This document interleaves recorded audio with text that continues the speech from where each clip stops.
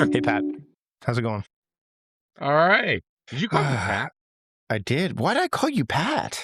I have no idea.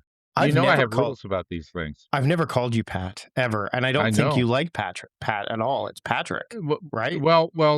so here's the Are rule. you The willing rule to is Pat. tolerate Pat over Pat? See, I'm already going to bring in but a Yeah, different well, version of yeah. tolerance. Here's the conditions under which I will tolerate Patrick or Pat as Hmm. opposed to Patrick. And that is you have known me since before age 18. So, ergo, no, I have not known you since before 18.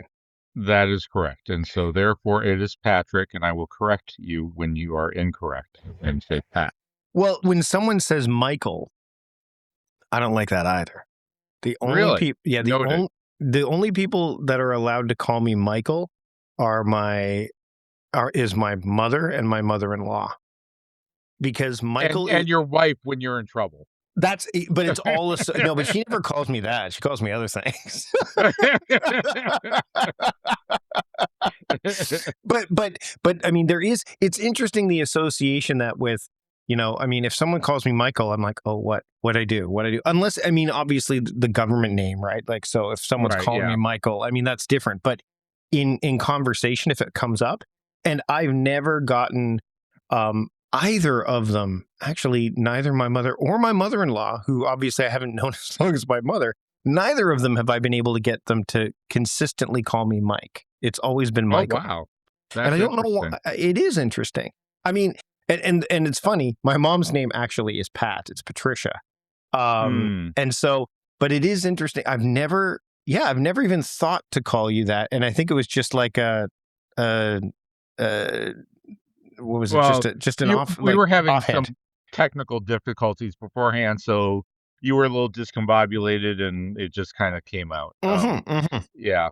Yeah, mm-hmm. for the record, other interesting, facts, my wife's name is Bethany.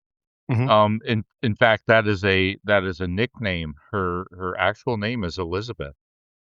And Oh, a lot of people don't know that. So even so when the mail comes for Elizabeth Gladhill, some sort of legal thing or whatever, I'm always like, "Wait, yeah. who's oh, yeah, that's right. That's Mm-hmm. that's the woman I married."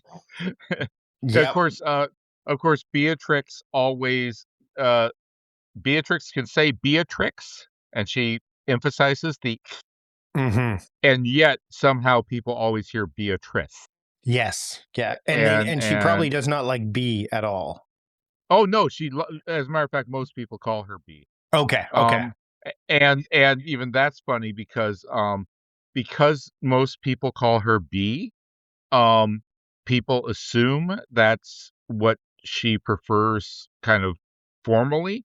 So, like, if you open up a program for, say, a school play or school Mm-hmm. production, and it lists her as part of the cast, it'll often have B. Rhone, a BEA, right? Rhone. Yeah. And I've asked her about that. She goes, "No, they just don't bother to ask me what I want, and I would prefer it was Beatrix." But Yeah, and it's interesting because, again, like, the only other person in our household that could have their name shortened, because my wife is Anne and my daughter's Grace. Like, there's no shortening of that. Although I did try to call Grace G for the longest time, like, because it's Grace Elizabeth. yeah, She hated yeah, that, so I gave that up. yeah, But yeah. Colton, no one calls him Cole or Colt. Interesting. But that's good. I mean, Oh, hmm. but Colton is like, I think it's funny. I was talking to somebody about this this week, actually, as we're recording this. I published.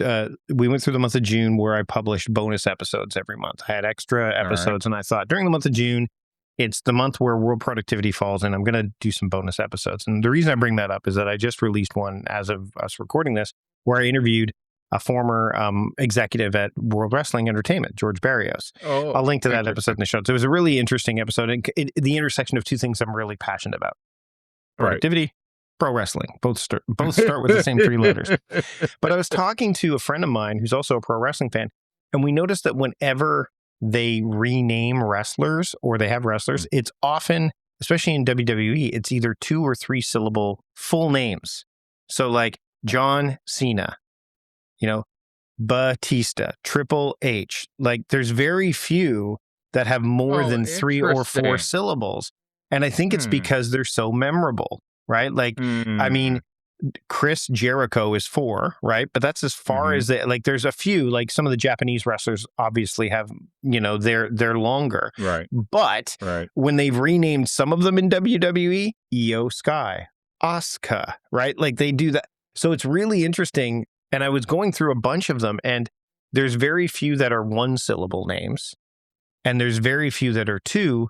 There's a lot of 3 and 4 complete names, first Yeah. and last, which there is that Interesting. memorable aspect to it. Whereas I think, like, again, Elizabeth is, Elizabeth, 4 syllables. It's Mhm. one of those Mhm. one of that does tend to get truncated, shortened, right? Mm. But when you get to Yeah, names like Liz or Patrick, Beth or yeah, yeah. yeah. But when you get to names like Patrick, Michael, I mean, you can shorten them, but it's not a stretch to say that they will stay as their 2 Yeah. syllable. Yeah. You know what I mean? Yeah.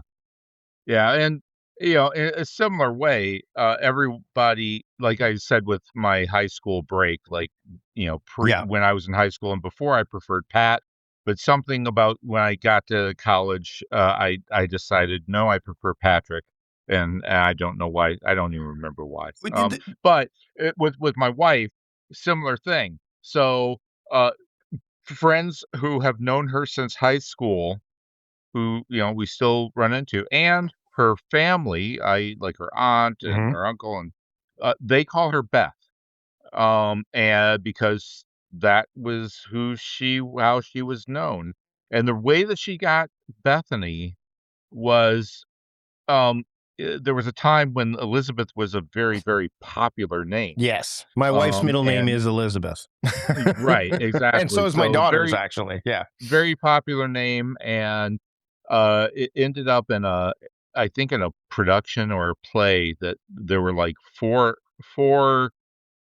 Elizabeths, basically, some Mhm. variation of Liz or Beth, and it was a former, like, instructor or stage manager, somebody who gave her Bethany as a nickname in order to basically Differentiate. differentiate between Yeah. all the Beths. Yeah, you know what? You can't, and see, for me growing up, again, Gen X, Michael, the most popular boy's name in like North America at the time, possibly like, in English speaking languages for sure. Yeah, There was, yeah. on every occasion through grade school, even all the way to say high school, there was at least 3 Mikes or Michaels in any given class. So what's interesting, I found, is that that the teachers would go Mike V or Mike C or whatever, right? Like they would add the other initial. But kids would call me by my last name, which was unfortunate in grade Oh, school. yeah, Vardy. But Yeah. in grade school, it was a little bit, they got Mm. creative with how they pronounced it, right? But that's how they would do it. So they'd go, "Hey Vardy, hey Vardy." In fact, it's funny. I've my friends Mark and Angel Chernoff. They've been on the show before, and in conversation, Angel just calls me Vardy. And during that podcast episode that we've had, she goes, "Vardy, you know that?" Like, so she's just going, and I'm fine with that. Yeah, I mean, Mike yeah. Schmitz, you and I were talking about before, and Yeah, so yeah, yeah. I mean, I call him Mike Schmitz because I'm a Mike, but I'll often refer to him as Schmitz, right? Because it's like, You're okay, right, well, right. and I wonder because if you went by just the shortened version of your name, it's 2 syllables. Pat Rhone is very, like, Mhm, there's something about a cadence, which we've talked about before, of like da da da or da da da da. Like 2 is mhm, almost mhm. too, like when I hear B Rhone, it's like it feels like it doesn't Like, there should resolve. be something Like, else yeah, there. it doesn't Yeah, resolve, right? Like, yeah. and all of our Mhm, our kids, it's Grace Vardy and Vardy, mhm, or her maiden name Morris, right? mhm, Um, Colton Vardy, right? And mhm, so it's like that 3 or 4 syllable kind of mhm, action. I think that there's mhm. something to that. There's probably research around that somewhere where it's like 3 or 4 is kind of like a nice sweet spot. You can maybe stretch it to 5. But when you get to just 2, it's like you might as well just have 1. You might as well just share, right? You know what I mean? Okay, so I've got a question. Uh-huh. Um, First of all, is the audience asleep yet? Do you think No, do you no, but because I've got a good friend, John Moe. He does this great podcast called Sleeping with Celebrities, oh, where it's fantastic, right? okay. Here's the shtick. He invites celebrities on and has them talk about the most boring thing they could possibly imagine, like opining about. But it's something that they genuinely know a lot about and are interested in and can talk about for an hour or so. Hmm. But it is mundane, it is boring, and the idea is to put the audience. This is the podcast you listen to as you're trying to get to sleep, where you just need something playing in the background, something you don't really have to pay that much attention to, but you need something to help you sleep. So Sleeping with Celebrities, that's a pitch for my friend John Moe's podcast. Download it wherever you get your podcasts.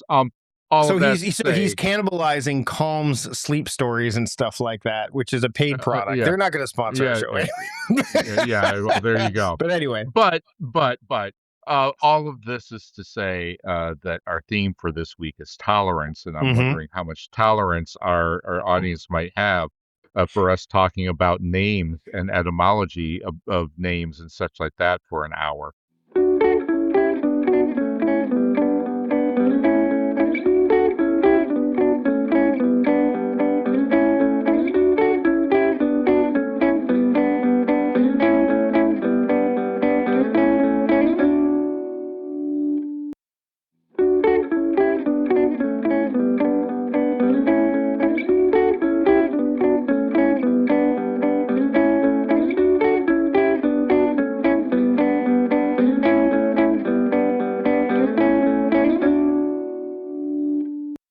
you know what? It's interesting because you bring up tolerance as one meaning, and Yes, I but and there are I many. actually right. And in the book Productiveness, which you've read and is coming out Yep. in the fall, my version of tolerance, and actually it sprung to mind more so today because as we're recording this, Anthony Head, the gentleman who played on Buffy and all that stuff, but Ted Lasso's villain passed away.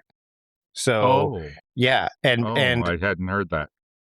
and so it brought to mind the example I use in the book about darts and how Hmm? Ted Lasso and Jason Sudeikis playing Ted Lasso and Anthony Head playing the villain whose name is escape Rupert. The whole dart thing, and the whole story around that is be curious, not judgmental, all that stuff. But one of the things I took away from it was I thought darts, you were always just supposed to hit the bullseye, like to be as precise as possible, hitting the bullseye again and again and again. But that's not how darts are played, right? Like you have to hit other things. Like it's not about just hitting the tar. It's not archery, right? In that regard, Hmm. or whatever.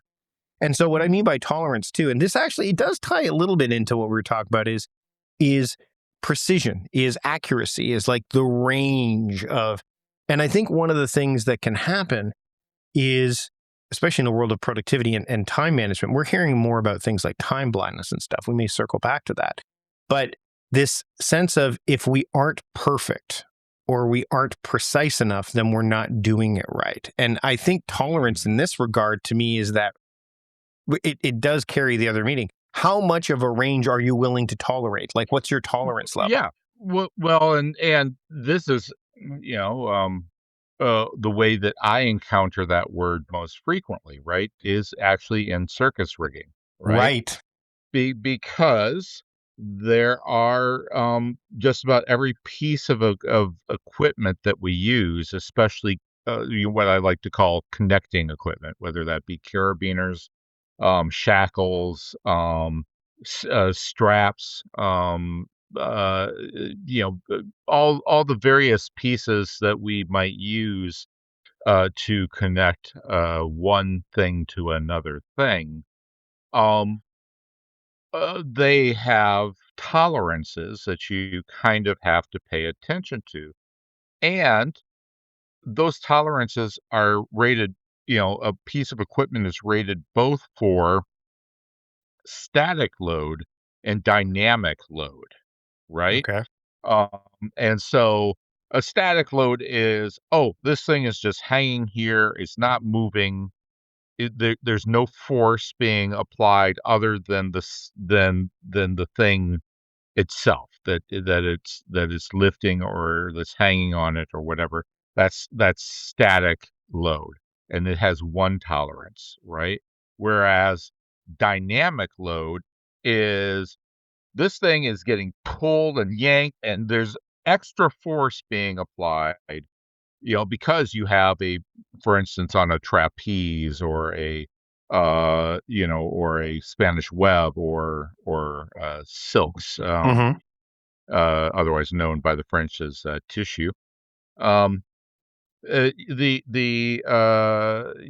have performers pulling, yanking as they're climbing, as they're moving around, and it might be getting that piece of equipment pulled in even different directions, that connecting device, right? And so you need to pay attention to, number one, what is the job that this connection is doing? Is it just static or is it dynamic?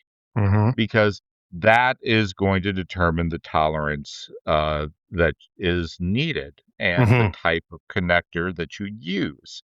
Not just the way in which a performer might be moving, but I would say almost more importantly, the force with which they will be moving, right? Right. Right. And so tolerance is something that I have to pay attention to in that regard and encounter all the time as we are um, designing acts, as it were.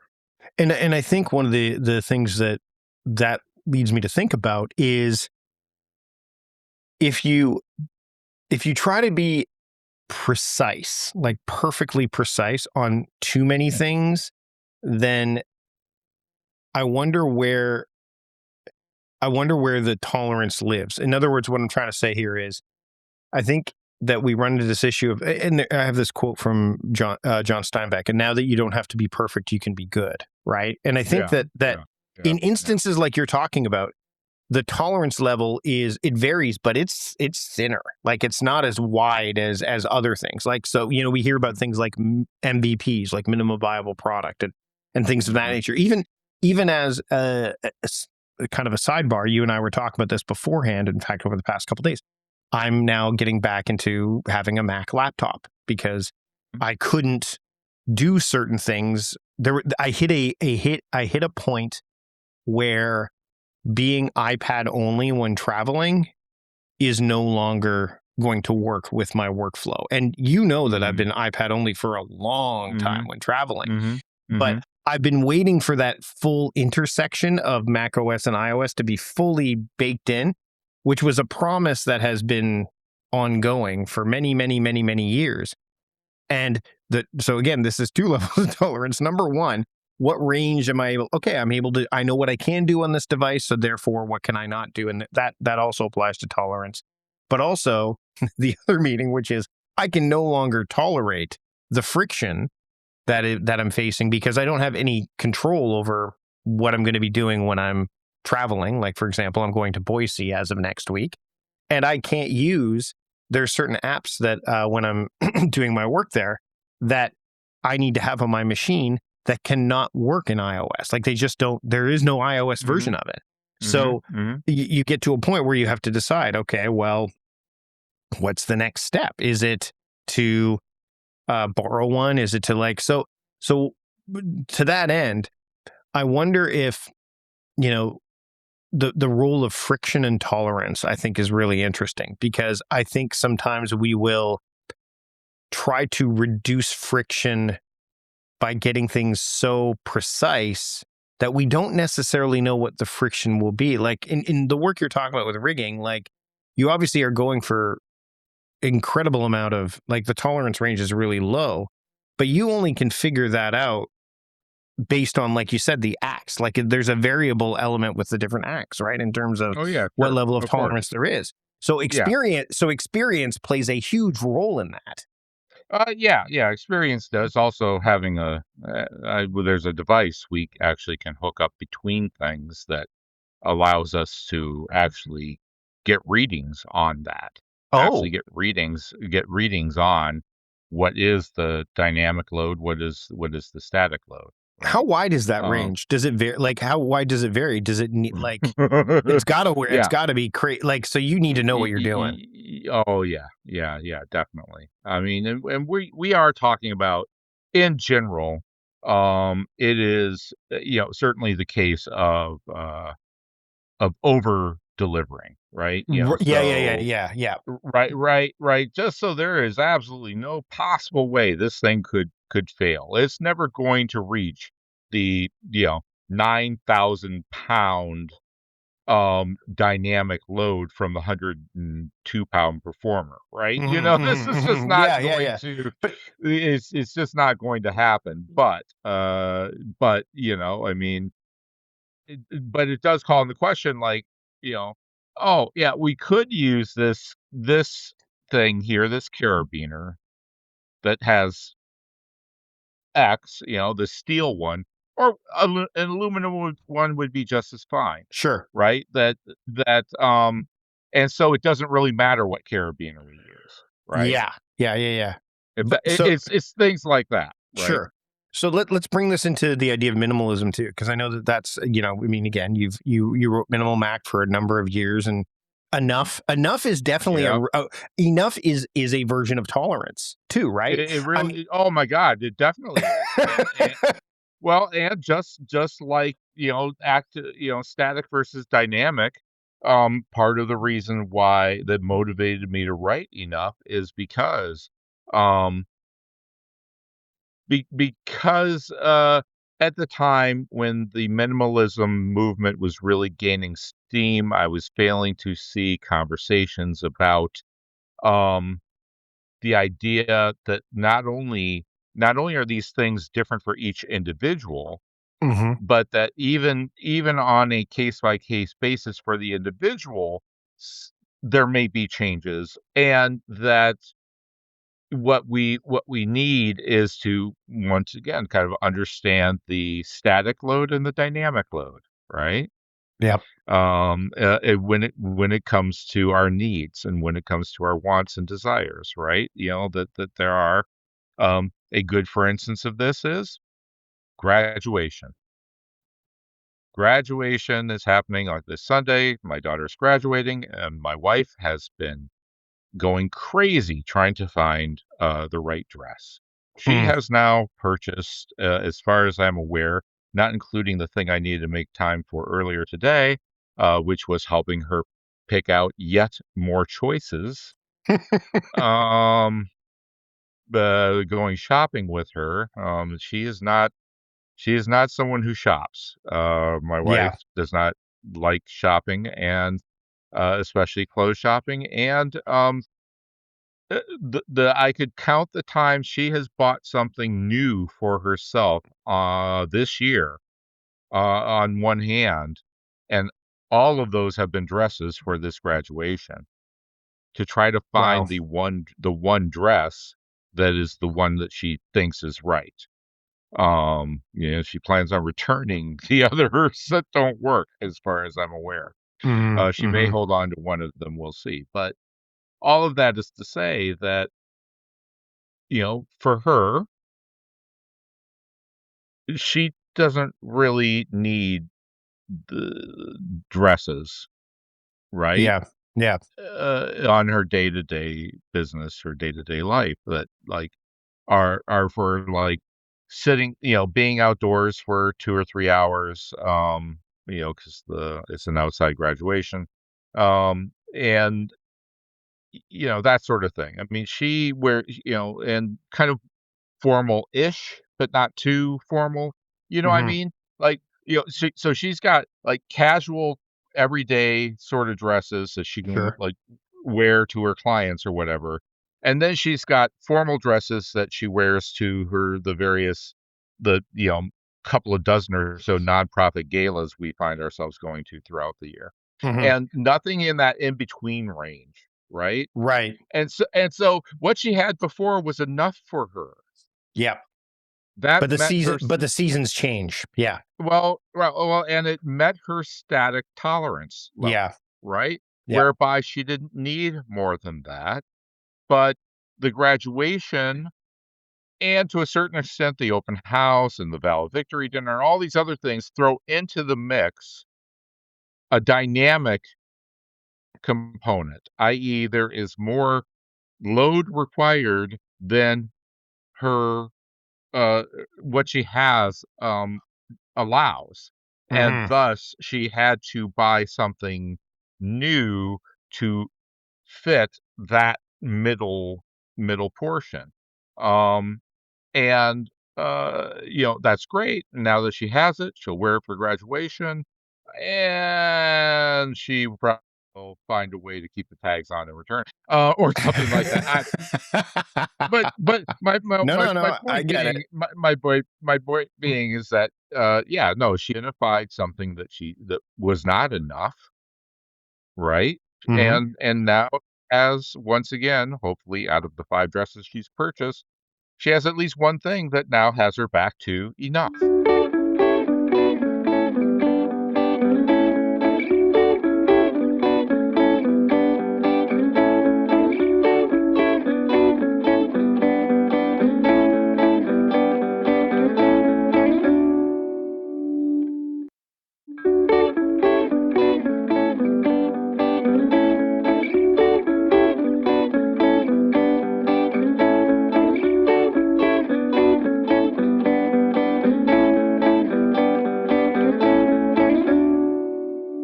Have you read Toffler's work before, like Future Shock and things like that? Alvin Toffler.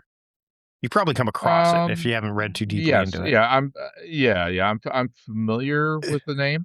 So in his book Future Shock, he talks about this term overchoice, which I mean, and this was written back in the Mm, 70s, right? And mhm, you mhm, got me thinking about mm. that when it comes to this too, because tolerance isn't just about the narrowing; it's about how wide you go as well, right? Like Oh, so, yeah, yeah, yeah. so like I look at my history at Costco, right? Like, and I use this example all the time, and I don't know. I mean, there's probably better examples in Costco, but I always use the ketchup example, right? Like the idea when you go to Costco and you're going Yeah, grocery shopping, you already know what you're going in there for anyway, because Costco, you know what kind of store it is. So mm, that's one thing you understand. Then when you get in yeah, there and you go down the food aisle, and you get to the ketchup, let's say it's summer barbecue season, so you're like, okay, I need to buy some ketchup. Oh, I don't like Heinz ketchup. Guess what? You're not buying ketchup at Costco then, because that's the ketchup they carry. yeah, So that's that's number one. literally the only one. Yeah, Yeah, number two. Okay. Uh, there are three choices. There is the big giant tin of ketchup. Do you remember that Seinfeld episode where like Kramer yep, went to Costco and bought?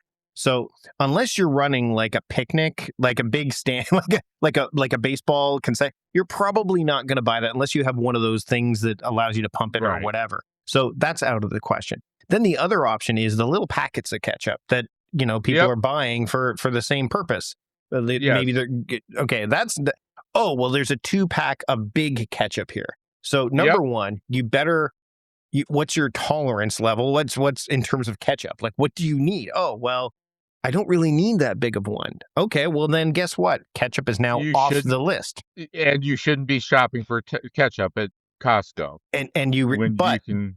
but because Costco puts it in such interesting terms, reducing that friction to a degree, all of a sudden you make your way out of the food aisle and you see this pair of jeans. You're like, oh, these jeans are nice. And because decision fatigue hasn't played as much of a factor, you walk, and that's part of the. I mean, other than the treasure hunt mentality and all that stuff, Mhm, one of the mhm, reasons people walk out of Costco with, I went in to buy these things and I came out with, you know, uh-huh, is because their decision fatigue hasn't been affected. They're not yep, as tired. And I yep. mean, if you go in there with missions and you know this, you're likely to come out unscathed on your bill, I but it's I rare. lit I literally was before the helping the wife with the dress shopping, I was at Costco.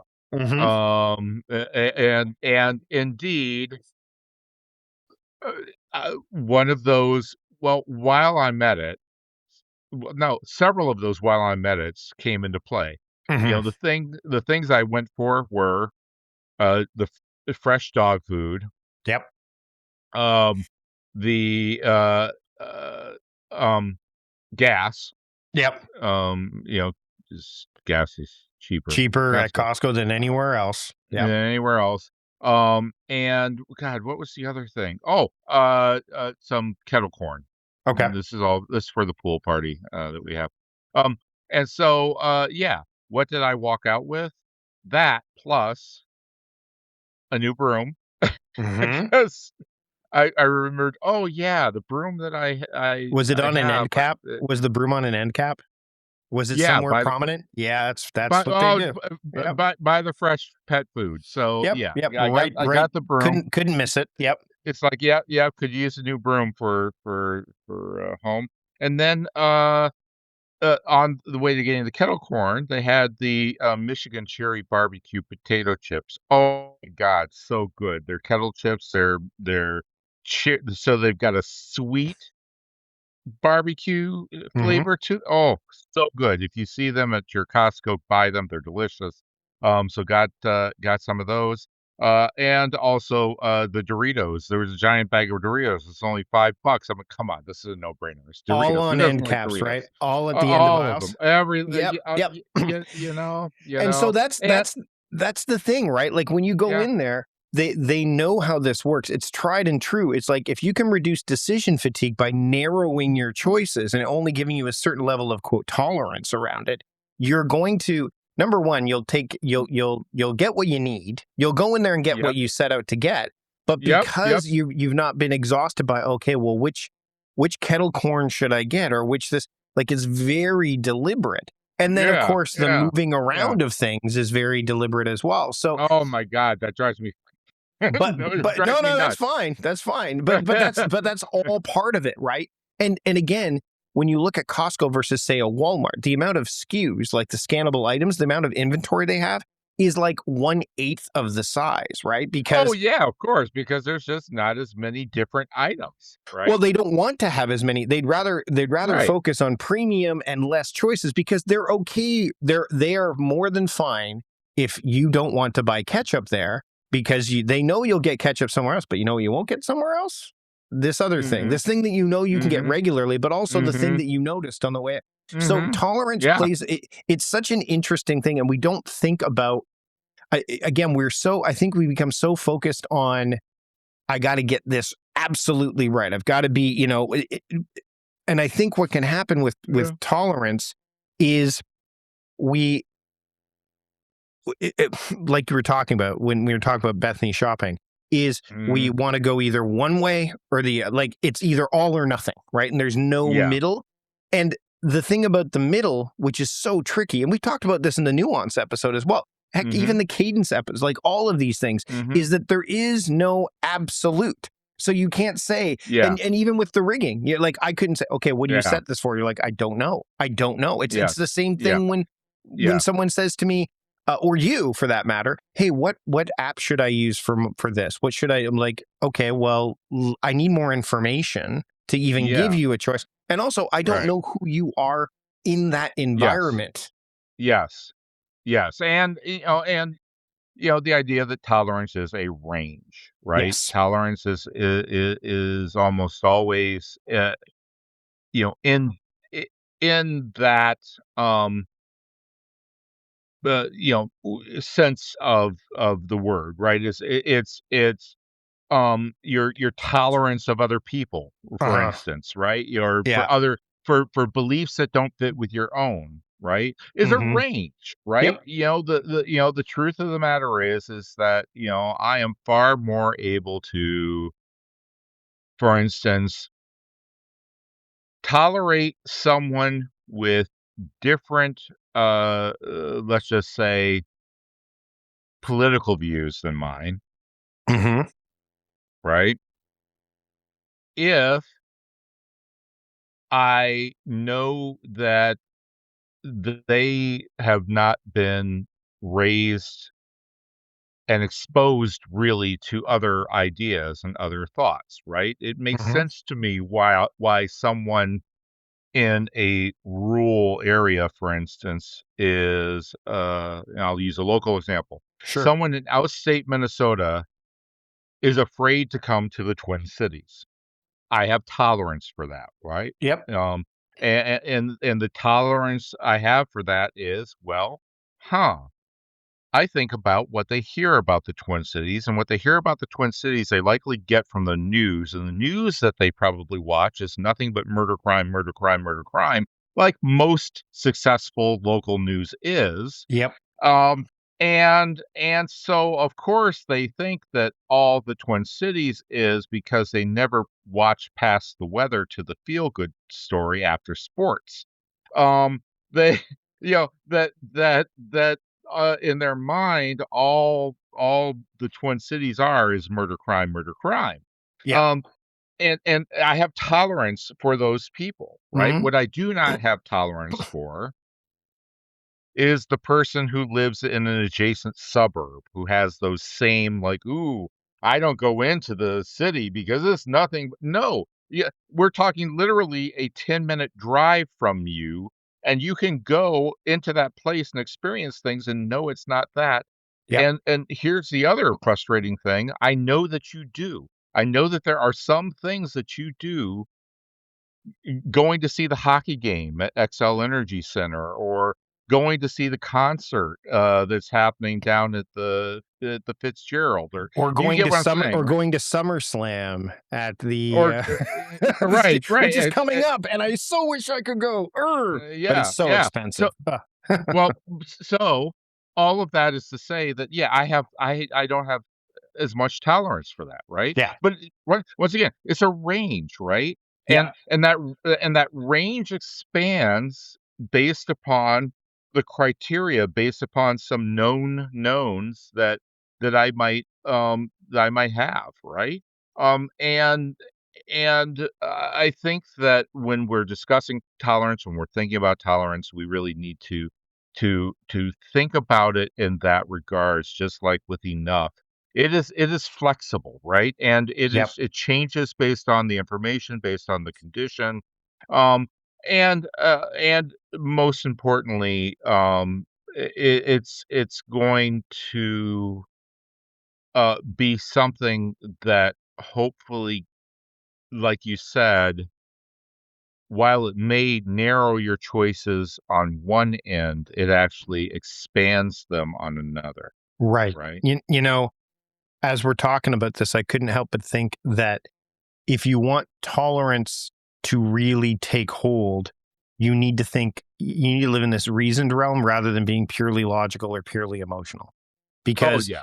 Oh you yeah. know, and interestingly, even though someone who would be stumbling upon this episode thinks, oh, they're going to talk about tolerance in terms of like, the human component of tolerance, that one meaning that we hear about Hmm. all the time.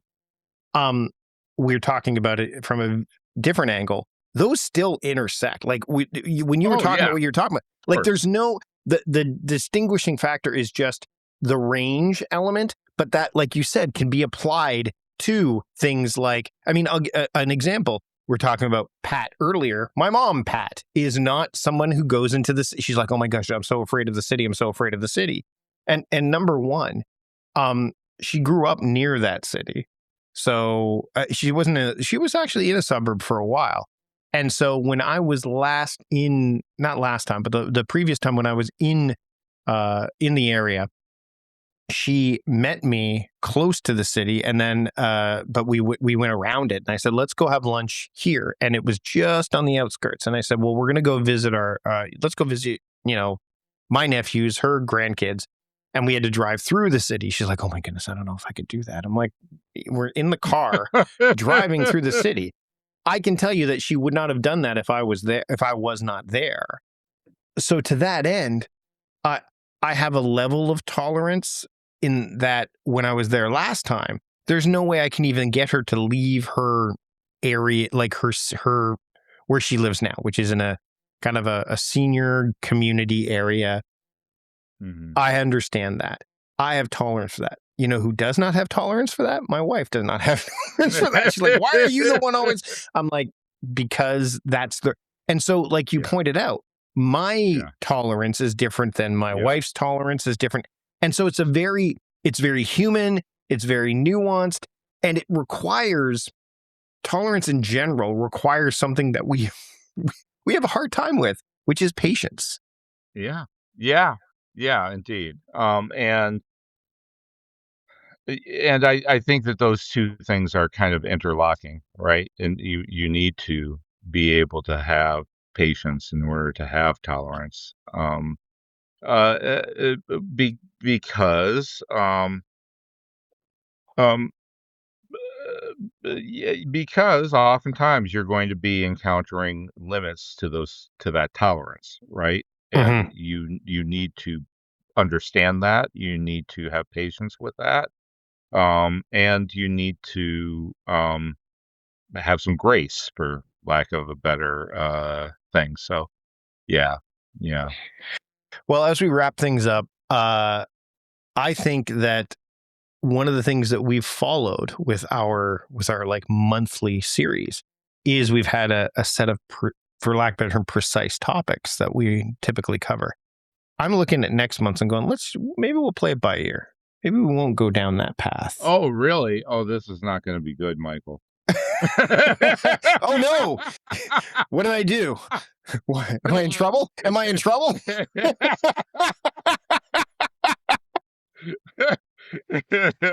Let's be honest. Anyone encountering this show is going to listen to the first 10 minutes of us talking about nothing but names, and they're going to, oh, no. Well, this, not You'd this. be surprised. You'd be surprised because there are people that are listening to this show that are like, I love these conversations that you two have because number one, they missed you on doing stuff, and then also they really do like to hear kind of just different perspectives where it's not always somebody, let's say, promoting something or something like that. Not that I'm against that, but I think so. We were going to talk about Well, nuance next time, and I think that are we?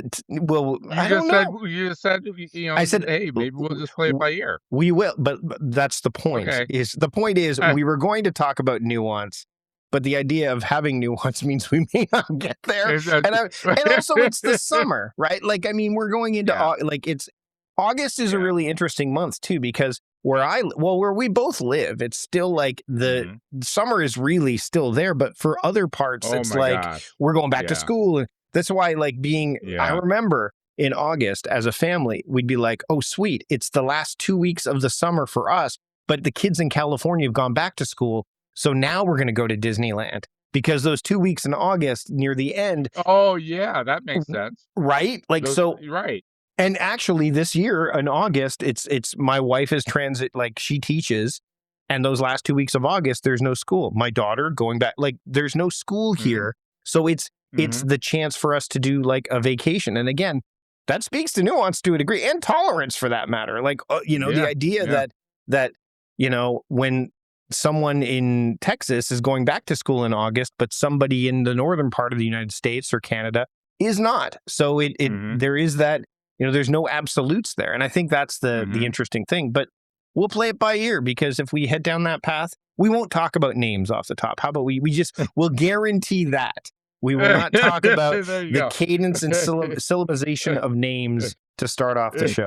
But what we will do now is, Patrick, where can people keep up with what you've got going on and all that jazz? Yeah, patrickrhone.com is the best way to get to all the other places that I inhabit and all the other things I do. So, and as for me, as you know, you can check out everything I've got going on at mikevardy.com. And if you want to get updates on the book, which as we are recording this is done the design phase and are now getting ready to send out the advanced reader copies and all that. So by the time you're listening to this, it'll actually be the advanced reader copies. It'll be in my hand and stuff. Ooh, I'm excited for that. It's mikevardy.com/productiveness.